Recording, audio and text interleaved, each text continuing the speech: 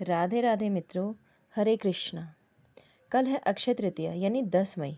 365 दिन बाद आती है अक्षय तृतीया। और अक्षय तृतीया के दिन वृंदावन के बांके बिहारी में रहती है अद्भुत भीड़।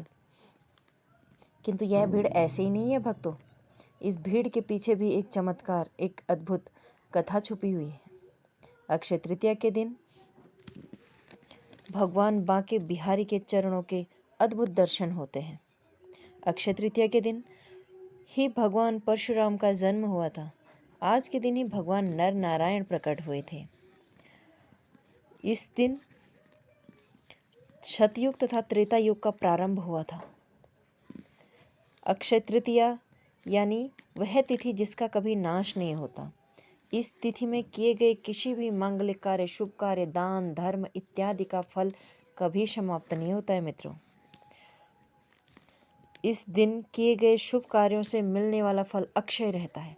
सनातन धर्म में गृह प्रवेश, शादी, विवाह, दान, अनुष्ठान, पूजा, जमीन आदि कार्य के लिए हम मुहूर्त देखते हैं, किंतु अक्षय तृतीया वाले दिन ऐसे कार्य करने के लिए किसी मुहूर्त की आवश्यकता नहीं होती।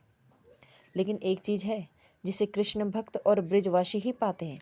अक्षय तृतीया के दिन केवल ब्रजवासी ही इस चीज़ का आनंद उठा पाते हैं, फल ले पाते हैं। क्या है वो चीज़? वह कृष्ण से जुड़ी हुई है, जिसे पाने के लिए कुंज गलियों में भारी भीड़ रहती है। हरे कृष्ण राधे राधे हरे कृष्ण। पूरे साल भर कृष्ण भक्त अक्षय तृतीया का इंतजार करते हैं। सदियों से यह वही दिन है जब बांके बिहारी के चरणों के दर्शन होते हैं। साल भर में केवल एक बार ये दुर्लभ दर्शन होता है। इस दिन ब्रजमंडल में बांके बिहारी की शोभा यात्रा निकाली जाती है। मान्यता यह है कि आज के दिन बांके बिहारी के चरणों से कभी कोई कष्ट नहीं मिलता है। केवल अक्षय तृतीया के दिन ही हम बांके बिहारी के चरणों का दर्शन कर पाते हैं।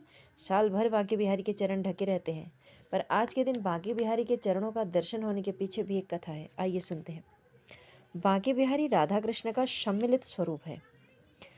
बांके बिहारी वृंदावन में करीब करीब 500 वर्ष पूर्व प्रकट हुए थे। जब 500 वर्ष पूर्व बांके बिहारी जी निधिवन में प्रकट हुए, तब स्वामी हरिदास जी दिन भर उनकी सेवा में लगे रहते थे। दिन भर स्वामी कृष्ण के अनन्य भक्त थे। कौन स्वामी हरिदास को नहीं जानता है? हरे कृष्ण हरे कृष्ण हरे कृष्ण, दिन भर कृष्ण सेवा में लगे रहते,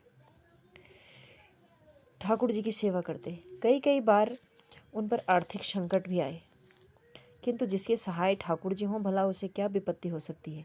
ठाकुर जी अपने भक्तों की सहायता करने के लिए सदैव तत्पर रहते हैं।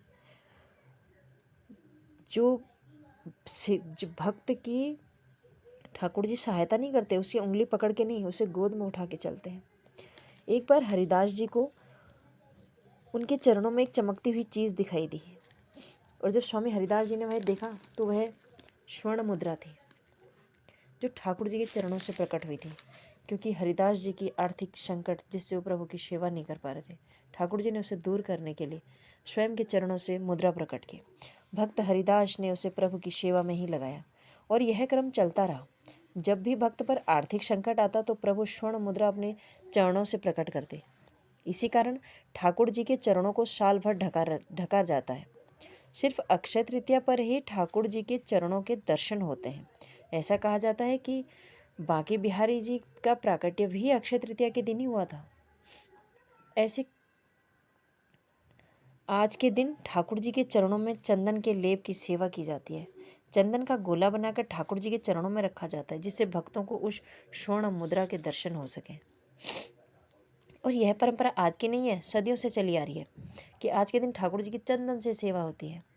ठाकुर जी के चरणों में से लेके मस्तक तक चंदन का लेप लगाया जाता है। उनके चरणों में चंदन का गोला रखा जाता है। ठाकुर जी के श्री चरणों के दर्शन, दुर्लभ दर्शन के लिए आज कुंज गलियों में भारी भीड़ रहती है, प्रातःकाल से लेकर, क्योंकि ठाकुर जी की शोभा यात्रा निकाली जाती है। भला ऐसे पावन पर्व को कौन ही छोड़ना चाहेगा? कौन कृष्ण भक्त होगा जो इस पावन पर्व को छोड़ना चाहेगा? और ब्रजवासी तो धनी है कि वृंदावन का वास तो किसे मिलता है? जिससे पूर्व पुण्य कर्म होंगे उसे वृंदावन का वास मिलता है।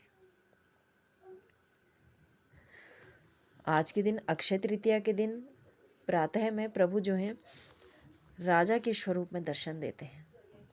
आज सुबह भगवान राजा के स्वरूप में अपनी प्रजा को अपने चरणों के दर्शन करते हैं।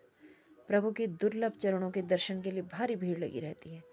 प्रातःकाल से ही भक्त, क्योंकि वृंदावन में प्रतिदिन लाखों भक्त प्रवेश करते हैं। केवल देश से ही नहीं, विदेश से भी भक्तों का वृंदावन में आगमन होता है, क्योंकि श्री धाम वृंदावन प्रभु श्री कृष्ण का धाम है, राधा रानी का धाम है और बांके बिहारी राधा कृष्ण का सम्मिलित रूप है। बांके बिहारी जी का जो विग्रह है उसमें राधा कृष्ण दोनों के दर्शन होते हैं। प्रातः ठाकुर जी राजा के स्वरूप में दर्शन देते हैं। दिन में ठाकुर जी की शोभा यात्रा निकालती है, फिर उनके पूरे शरीर पर चंदन का लेप होता है और शाम में प्रभु सर्वांग रूप में अपने भक्तों को दर्शन देते हैं। वैशाख माह के शुक्ल पक्ष में यह दिन आता है और इस वर्ष 2024 यानी कि 10 मई को अक्षय तृतीया मनाई जाएगी। प्रातः 4 बजे से 11 मई को दिन में 2 बजे तक।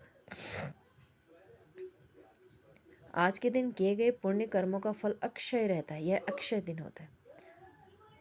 दान धर्म जप तप जो भी आप करते हैं, कोई भी मांगलिक कार्य करते हैं, शुभ कार्य को करने का, स्वर्ण खरीदने का, जमीन जायदाद गाड़ी इत्यादि, जाने व्यक्ति कितने ही मनसाओं को लेकर नित्य पूजा पाठ कर्म करता है, पर आज के दिन किया गया कार्य सदैव शुभ होता है। आज के दिन से ही सतयुग त्रेता युग का प्रारंभ हुआ था। भगवान परशुराम, नर नारायण तथा विष्णु के कई अवतारों का जन्म आज अक्षय तृतीया के दिन ही हुआ था, क्योंकि यह बहुत ही मांगलिक दिन है। आज ही बांके बिहारी जी ने निधिवन में दर्शन दिए थे। आज का दिन कृष्ण भक्तों के लिए विशेष महत्व रखता है, क्योंकि आज के दिन हमें ठाकुर जी के चरणों के दुर्लभ दर्शन होते हैं, जो 365 दिन में नहीं हो पाते हैं। ऐसी है अक्षय तृतीया की कथा। तो भक्तों, आज के दिन ठाकुर जी के, श्री बांके बिहारी जी के चरणों का दर्शन करने का मौका मिले तो उसे वो गवाइएगा नहीं। ज़रूर ज़रूर अपने संपूर्ण परिवार के साथ बांके बिहारी के चरणों के दर्शन कीजिए तथा पुण्य फल कमाइए। अपने जन्म जन्मांतर के कष्टों को दूर कीजिए। इस जन्म तथा अपने परलोक को में पुण्य कमाने का तथा अपने कष्टों को दूर करने का यह अवसर, पर ये सारे अवसर हमें ईश्वर ने ही प्रदान किए हैं कि हम समय समय पर उनका लाभ उठाएं। चाहे वो 365 दिन में एक बार ही आता है, पर प्रतिवर्ष आता है। ये सब ठाकुर जी की लीला है। जिन भक्तों को आज वृंदावन जाने का अवसर मिले, उनके भी कोई पूर्व जन्म के पुण्य होंगे, क्योंकि वृंदावन ठाकुर जी की मर्जी के बिना कोई नहीं जा पाता। और अक्षय तृतीया के दिन ये तो एक विशेष अवसर है कि जब हम ठाकुर जी के चरणों के दर्शन कर पाएँ और श्रीधाम वृंदावन में जा पाएँ। वृंदावन की रज, वृंदावन का कण कण बहुत पवित्र है। उनके कोई पुण्य ही होंगे जो कि वृंदावन उनको वास मिलाए। जय श्री कृष्ण। राधे राधे।